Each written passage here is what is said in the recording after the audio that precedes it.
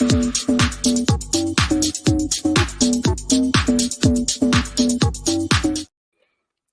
and welcome to Boom, It's on the Blockchain. It is 2023. We are flying. We are into our 64th show. This week is a little bit different. We don't have any guests, so I'm going to provide a roundup of all the latest crypto news, blockchain news, and token news that's coming up in 2023. So let's think about what's happening in the industry right now. With the exception of Bitcoin, that's on a bit of a run, just under 21,000 today, had 14 days of growth. So great to see everyone out there hodling away. That's what we want. We'll come on to why Bitcoin's gone up, or why I think Bitcoin's gone up, later in the show. But first of all, I'm going to speak about some of the key changes that's happening in the industry over the next 12 months and what we have to look out for. You know, smart contracts is probably one of the best use cases of the blockchain out with people using cryptocurrencies. And it's one of the ones that's going to see the fastest adoption of this technology. So what does a smart contract do? Well, essentially, apart from about to get rid of invoicing, you agree with a client or a customer or a partner that when a certain goods or services are delivered, so say you had some goods that you were going to deliver on site.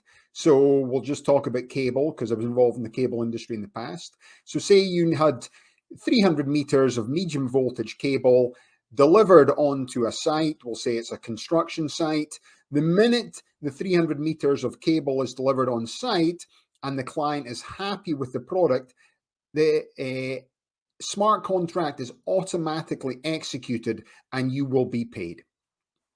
So this is on a permission blockchain probably. So what would happen is the permission blockchain, you would have everyone else involved in the project and they would actually see these goods and services and understand the smart contracts delivered. Now, the financial piece of it can be hidden as well. So the way these things are set up, there's multiple ways to how they can be defined. Now, what's so interesting about smart contracts is that ultimately you're going to get rid of invoicing. So we'll no longer need invoicing. So in the past, the goods and services delivered on site, you'd have to send an invoice. 30 days later, if the invoice is not paid, then you have to get your accounts team to start chasing up and trying to get paid for the goods and services. Under this new mechanism, we'll have this automatic payment. Therefore, what's it actually saving? Well, it's starting to remove back-end administration in the process. And what it's doing is it's streamlining this part of people's businesses. So what's about to happen going forward is more and more companies are going to start using smart contracts. Everything will be agreed up front. There's databases and systems that are already working like this. And once it's agreed and you go back and forward, you agree the terms, you agree the conditions, the smart contract's now in place. It's on a permission blockchain. The permission blockchain could have everyone in the project on it. The advantages of this is if you're working on, say, a construction project and you're waiting for these goods and services to be delivered, ultimately everyone gets to see what it is in the project. So ultimately, if you're providing another service where this cable is important, this will be able to be seen on a blockchain and it'll be able to streamline every aspect of the project, not only for payment, but also in terms of the timeline of goods getting delivered. And if you start going into big industrial projects, you know, the delays that are involved in doing that because people are waiting for certain goods and services to bring it on site, then this will be essential. So it's also going to save time as well. What smart contracts are going to do in a nutshell is they're going to start to eliminate delays. They're going to start to take away friction and the time it takes for these contracts to get completed. From an auditor's perspective, it's going to be a lot easier for people to trace this, and then it's going to save cost because no longer you're going to need this back-end administration team chasing invoices and the financing of this as well. So really what it's going to do is start to streamline every process in a contract and a project by moving to smart contracts. And everyone at home, and if you're involved in businesses, This is going to be one of the key ways you're going to start to understand the benefits of the blockchain as more and more companies start to implement. The next thing we're going to talk about is the blockchain and tokens, and essentially asset-backed tokens. Now, I've been involved in the tokenization of oil and gas space essentially since 2019. The original white papers written about the tokenizing of oil and gas and these types of projects goes way back to like 2016, 2017 with the original oil coin white paper. But really the development of this technology is still at its infancy. So what it's allowing people to do is it creates fractional ownerships of assets. So it's called asset-backed tokenization. And really this is, and they're basically securities. So the big difference between these types of tokens is they're not a cryptocurrency. So if you think of a cryptocurrency, essentially it's actually backed against nothing. It's a utility token. If it wants to be like that, it's got a purpose and it doesn't provide you distributions.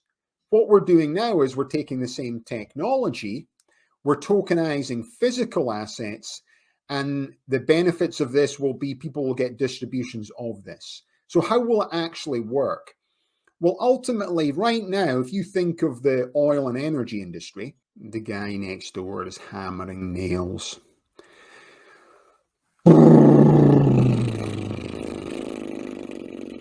You like the Death Star? I'm on the Death Star. I thought I was going to do a news background. You know, the new blockchain green screen, little bit green still around. Just what's happening? Darth Vader is doing some sort of construction next door. You know, we're up in the Death Star. The Emperor, he's actually from Dundee in Scotland.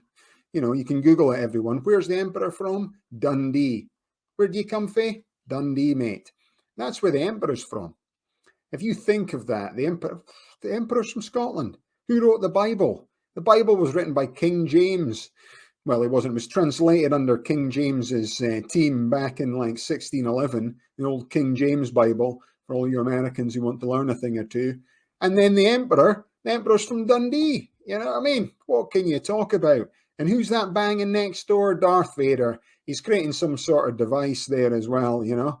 Anyway, it's their tea break. I've sneaked down to the main floor of the Death Star. Look at that, looking out, see what's going on there as well. Alderaan's in the background. We'll send them a hit into Alderaan.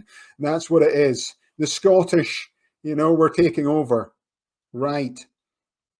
Hopefully the guy's not basically banging. So let's talk about blockchain tokenization, you know. Tokenization, that's what I've been involved in. Tokenization of oil and gas assets. Yeah, it's just at its absolute infancy. You know, we wrote the white paper, Finance Infrastructure through Blockchain-Based Tokenization, published it in Frontiers of Engineering Management. So it's been out there since 2020. It's still at its absolute infancy. It was only at the beginning of last year that the ATSs were live to actually trade tokens. So why is asset-backed blockchain tokenization important to people, you know?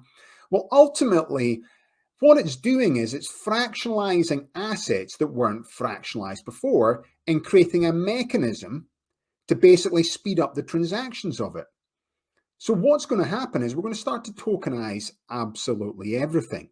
And this is another key use case of the blockchain. So we spoke about smart contracts earlier, and now we're speaking about tokenization. So put it into perspective of oil and gas or say renewable energy projects. So let's talk about a solar farm, a wind farm, an oil and gas project. Right now, the project's broken down by percentages. People invest into that asset class based on percentages.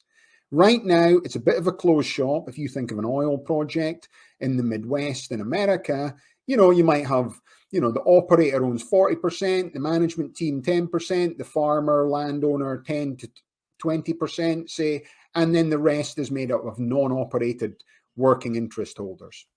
It's Darth Vader banging on the thing again. So ultimately, Darth Vader, you know, if he wasn't so big and could do that thing with his neck, and I'm wearing the old collar, I'd go around there and tell him off. We're making a podcast, Darth. Come on, get on with it. But ultimately, let's think about it. So we've got blockchain, we've got tokens. It's just unbelievable. If it wasn't Darth Vader, if it was just one of the like Peter Cushing, you know what I mean? That guy, I think he went down with the Death Star in the first one. Bit of a nasty guy himself, He was the one that blew up Alderaan. Anyway, so let's go back to the project, okay? Originally, it's break-in percentages. You're investing into this project that as it produces oil, you get distributions. So in real estate, it's going to be massive. You're essentially buying into an asset, okay? And the life cycle of this asset, say 30 years. So an oil project produces oil for 30 years. Say one of these wind farms that are basically 20 years, these offshore wind farms, 2.5. Let's talk about offshore wind farms not working later, but let's talk about, say, a solar farm, etc. It's 20 years life cycle. So you bought into this asset class. Ultimately, you own a percentage in it, and it's giving you distributions as it produces electricity or as it sells oil. And you own this percentage. So you say you own 1% of an oil project out in Kentucky that costs you $50,000, and you get distributions every year for multiple years. And it goes down in a decline curve as the production of oil. If you want to sell your working interest, it's very, very difficult. It's essentially nearly impossible unless you sell to someone else in the project. There's certain sites out there you can buy into these projects, but ultimately it's very difficult to sell your working interest, and you never get what you actually paid for it, and it's difficult to get the valuation of what it is. What this will do, right, is it will change your percentage. So rather than owning 1% of the oil project, you now own, say, 1,000 oil tokens ones or 1,000 solar token one. So you own 1,000 solar token one. You've invested into the construction of the project. Now you're starting to reap the benefits of what's happening. By you having it in the form of tokens, and these tokens will be securities, the security token offerings, that's what the SEC are calling them, STOs, they're operating similar to shares, but really it's under the same sort of rules and regulations, but really it's against assets. So what it'll do is it'll allow you to invest into this asset class for the first time for basically 99% of us who've never been able to invest in it before, which is key, which this technology is going to do. But what it's going to do as well, it allows if you need to sell this asset. Now, what should actually happen is the valuation of these projects shouldn't be going up and down in the same way cryptocurrency, because it's backed against what the asset valuation is. Yeah, the oil price will dictate the price of your tokens going up and down. Yes, there'll be other factors that could dictate the price of the tokens as well. But really, it's not going to bump up and down like cryptocurrencies because it's backed against the physical asset. But by you owning it in tokens, it creates this level of liquidity. So what you're going to find is funds are going to start doing this, as well as traditional fixed assets like I'm talking about already with oil projects. In 10 years from now, everything's going to be tokenized. So it'll be very, very fluid, and it'll create this liquidity in terms of if your house was tokenized, okay, and then rather than you owning this part of this house, essentially how much of your house do you actually own anyway, because you've got a mortgage against it, right, or a real estate project. By you having it tokenized and you needing to release equity, essentially you could go and release equity very quickly by actually selling it through tokens rather than going through the sort of convoluted way you're doing it right now. So if you're thinking of that in an oil project, it's going to take a lot longer for people to sell their interest, especially major operators. So for the big operators out there, when they start to understand that tokenizing big projects on permission blockchains, these things can be in permission blockchains, not only go in the public domain, it'll allow them to pass the interest back and forward a lot quicker as well. So really, tokenization, and this word tokens, is just going to get bigger and bigger and bigger and bigger. And, there's a number of different companies out there that actually speak about it. There's a number of top quality ATSs that are starting to list these tokens. You've got Securitized, Rialto Markets, you've got North Capital, you've got T0.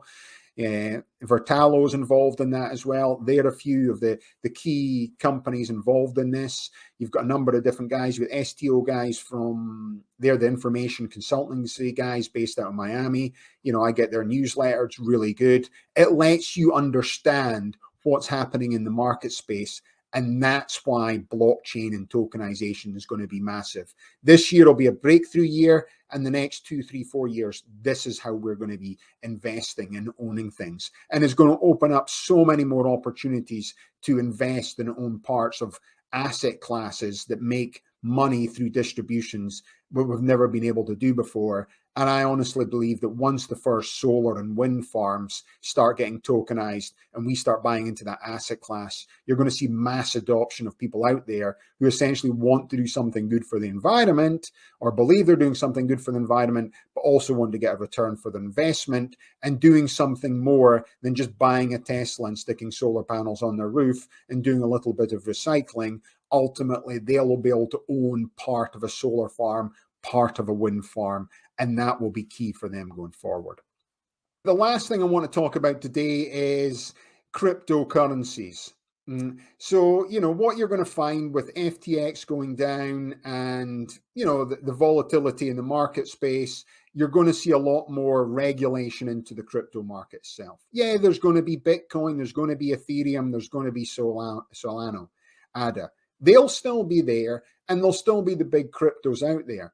But what you're going to see is everything's going to have a lot more tighter regulation in terms of how people will be able to invest into these. Now, you've got Coinbase, you've got Kraken Bank. These are two of the key places you can invest in Bitcoin in the US right now. And then these are fully regulated exchanges.